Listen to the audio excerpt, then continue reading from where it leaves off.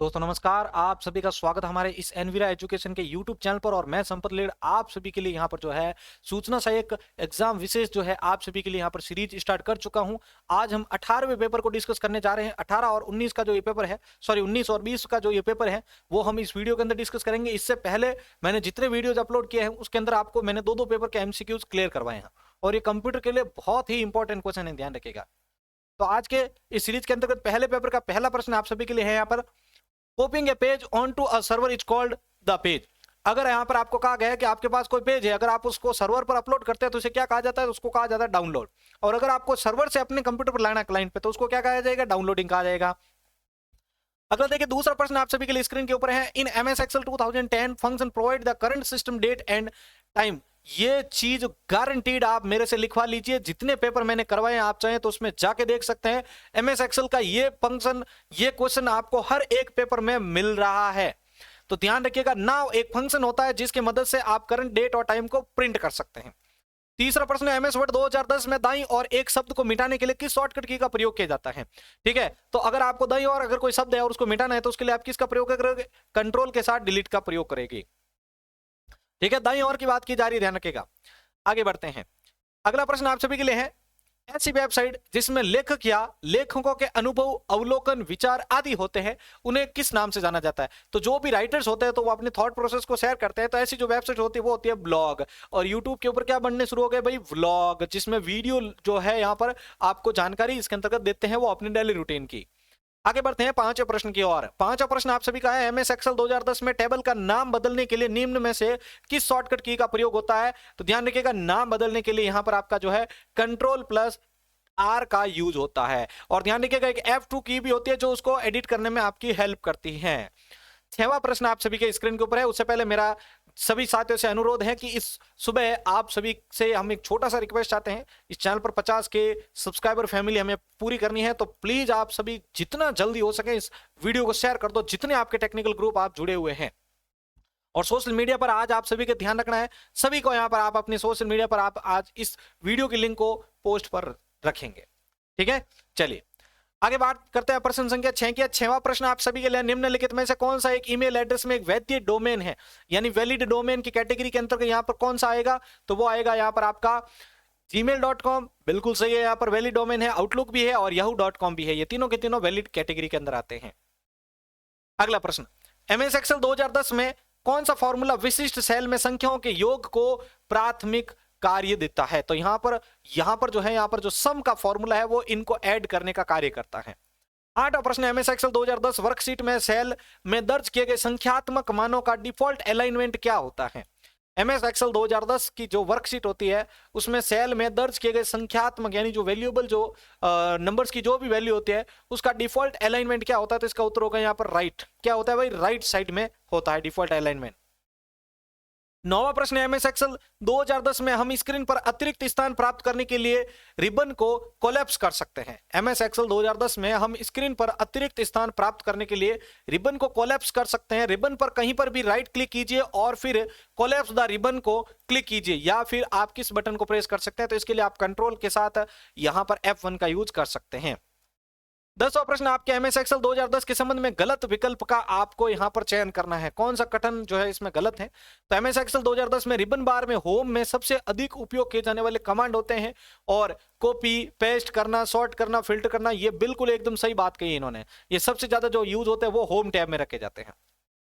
दूसरा कॉन्टेक्ट देखिए, यहां पर आपके कंट्रोल के साथ ऑल्टर शॉर्ट की का प्रयोग एमएस एक्सेल 2010 में टेक्स्ट की एक नई लाइन को शुरू करने या वर्कशीट सेल में टेक्स्ट की लाइन या पैराग्राफ के बीच स्पेस को बढ़ाने के लिए किया जाता है। बिल्कुल सही है, यहां पर आपके ऑल्ट के साथ एंटर का। एमएस एक्सेल 2010 में कंट्रोल प्लस F का यूज यहां पर आप फाइंड करने के लिए करता है, ये भी सही है। चौथा, एमएस एक्सेल 2010 में हम F3 का यूज करके फाइल को सेव कर सकते हैं, ये चीज यहां पर गलत है, ध्यान रखिएगा। ठीक है, तो यहां पर चौथा कथन इसके लिए यहां पर राइट माना जाएगा। तो यहां पर पहला पेपर डिस्कस हो चुका है हमारे लिए। आगे बढ़ते हैं और बात करते हैं दूसरे पेपर के पहले प्रश्न की। उससे पहले सभी के सभी जय माता दी का जयकारा लगा दीजिए। तो यहां पर पहला प्रश्न आप सभी के लिए सेकंड पेपर का, निम्नलिखित में से कौन सा कीबोर्ड शॉर्टकट क्रोम ब्राउजर में वर्तमान पेज के लिए गैर संपादन योग्य HTML सोर्स कोड प्रदान करने के लिए उपयोग होता है? तो कंट्रोल के साथ यू करोगे तो उस वेब पेज का सोर्स कोड आप देख सकते हैं, ये ध्यान रखिएगा। ठीक है, अगला, एमएस वर्ड 2010 में निम्नलिखित में से कौन सा फीचर किसी डॉक्यूमेंट में चयनित टेक्स्ट में एक सीधी रेखा खींचने के लिए उपयोग किया जा सकता है?